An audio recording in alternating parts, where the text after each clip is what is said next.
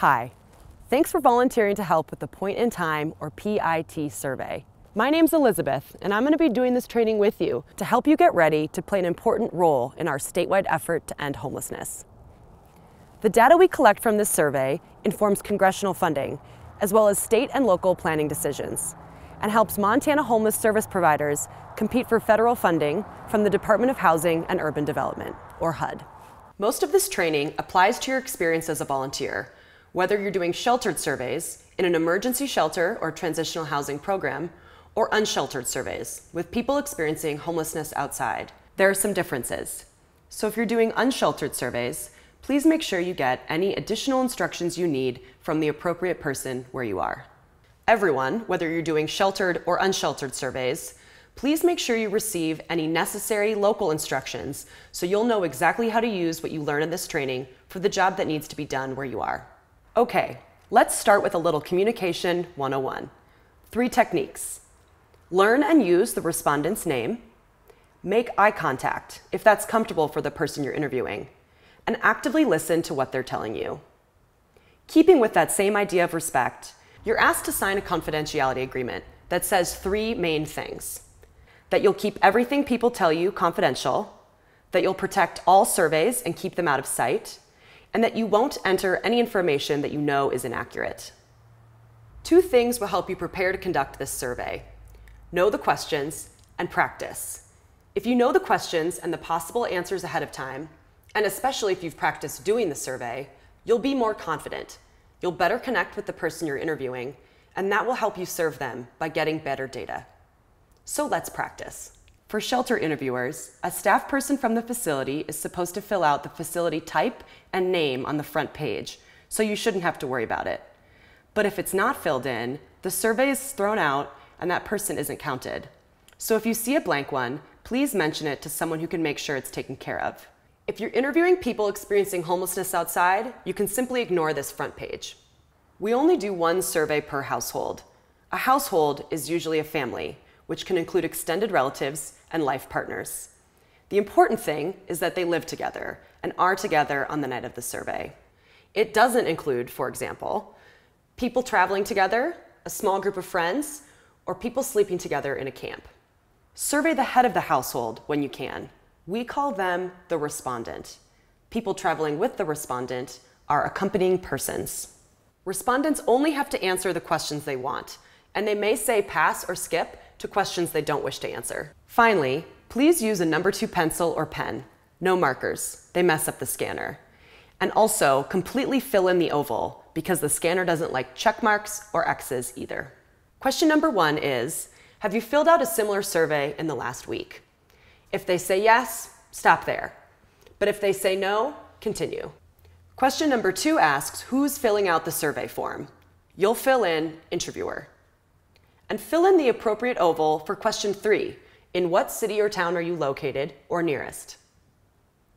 Question number 4 helps us determine whether people and families fit the HUD definition of homelessness. So it asks, where are you sleeping?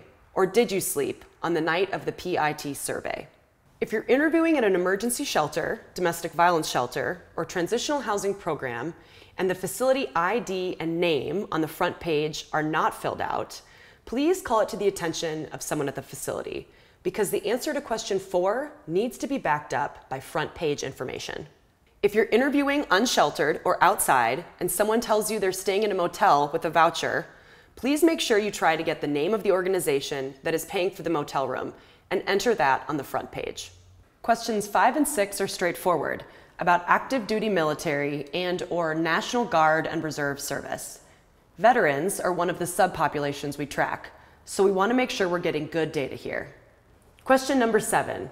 How long have you been living in a shelter, transitional housing program, and/or other place not meant for living, such as on the streets, under a bridge, or in a camp, park, vehicle, bus station, or abandoned structure? Answers to question 7 help us figure out who's chronically homeless, another area HUD requires us to track. Along those same lines, question 8 asks, how many times have you been homeless in the last 3 years? This can be difficult to answer. Encourage the respondent to make their best guess. Question number 9 can also be tough. For all the times you were homeless in the last 3 years, what is your best estimate on the total number of days you were homeless? Or, in other words, estimate the time altogether you were homeless in the last 3 years. You can encourage respondents to make their best guess. Hopefully an easier one, question 10 asks, how long have you been in this community? Question number 11 is, do you have any income? A couple of things you may or may not know about the options here. TANF is a federal cash assistance program for low-income families. Some people may refer to it simply as welfare.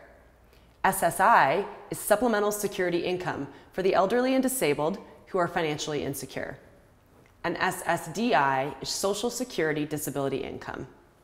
If they seem nervous when you ask that question, it might be a good time to remind them that the survey is anonymous and that none of their answers about income will affect their ability to receive any homeless services. It's just more of our favorite thing, data. Next, question 12 asks, are you or your family receiving any of the following non-cash benefits? Check all that apply.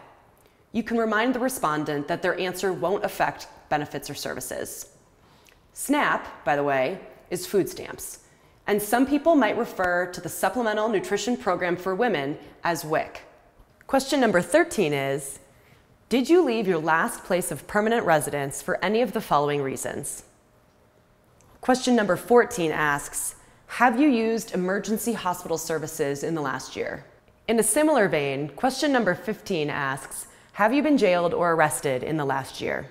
Again, if there's any of this stuff they don't want to talk about for any reason, you can remind them that they have the right to skip any question. The next thing you see on this survey is this box.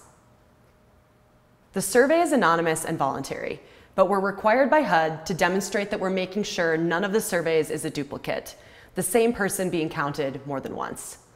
We ask for their first name and the first initial of their last name. Then we also ask for the day and their birthday. So my birthday is June 22nd, so my day number would be 22. The next thing is this box that says self. It asks for age, and HUD has 4 possible answers for the gender question: male, female, transgender, or gender nonconforming, i.e. not exclusively male or female. Hispanic or Latino, yes, no. And note this, for race, check all that apply. Same goes for disability. We finish the inside page with question number 16. Including yourself, how many adults and children are in your household? If there are accompanying persons in the household, the answer to question 16 must match the back page. To try and visualize what that would look like on the page, imagine you're a person experiencing homelessness with your adult partner and 3 minor children.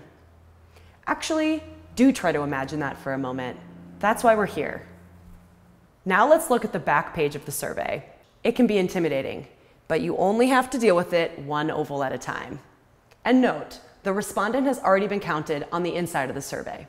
The back page is only for the other accompanying members of a particular household. The numbers on the back page should match question 16. Having all the information filled out for each accompanying person is ideal. Pay special attention to the age, gender, and relation. A quick recap of crucial elements. If you're surveying at an emergency shelter or transitional housing program, the front page should be completely filled out for all sheltered surveys. Mention it to a staff person if it isn't. Also, if they're in a shelter, transitional housing program, or staying in a motel with a voucher, their answer to question number 4, where did they sleep, must match the information on the front page. Getting complete deduplication information is a must. First name, first initial of their last name, and the day and their birthday. Make sure the number of adults and kids in the household listed under question 16 equals the respondent plus the accompanying persons listed on the back. Finally, a reminder, there should be someone who's coordinating your part of the survey and can tell you anything else you need to know, including specific instructions on how to use what you learned in this training to best support the local effort you're involved in. Please ask who your coordinator is or who you can go to with questions. That's it. Thanks for doing this, and good luck.